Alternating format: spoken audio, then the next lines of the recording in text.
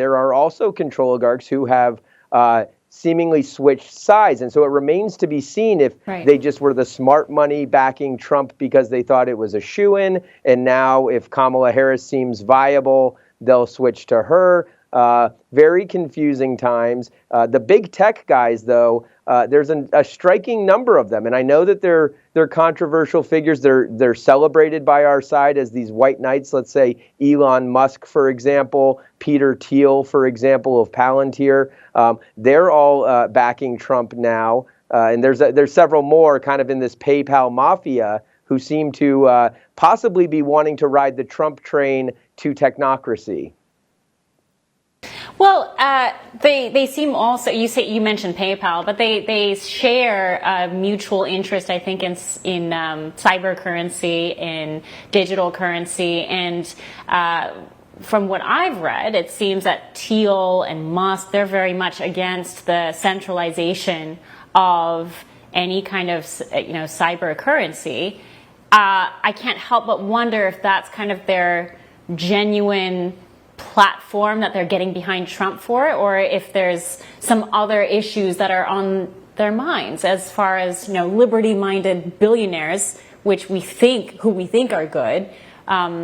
Could it just be cyber currency and then the future of the economy they're worried about? Are there other assets that they're concerned under Kamala Harris presidency?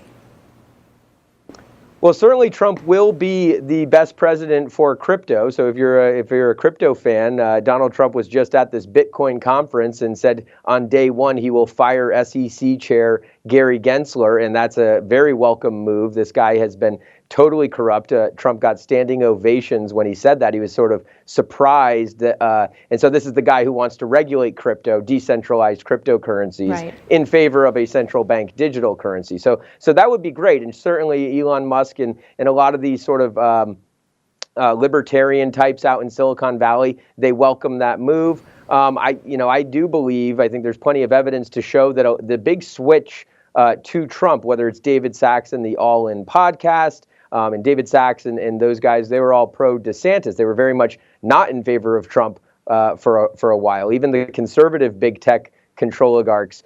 What it seems to be is that Donald Trump has now said he's going to staple H-1B visas to diplomas. That was not the Trump of 2016. The Trump of 2016 says we need to take a look at immigration very carefully. And it's not a very populist message to say, well, yeah, we want to close the border, but we also want to import millions and millions of people from other countries to replace these high-skilled tech jobs. And so Silicon Valley loves the H-1B visa. They would love to staple green cards to every diploma. And so I would say that that's probably the largest financial move that they support Trump. Trump wouldn't have said that 8 years ago. That was a Hillary Clinton actually position. That line has existed for a very long time. Mitt Romney was a big fan of the staple green cards to diplomas. Right. And really what that is giving the high-tech jobs to not Americans, but immigrants.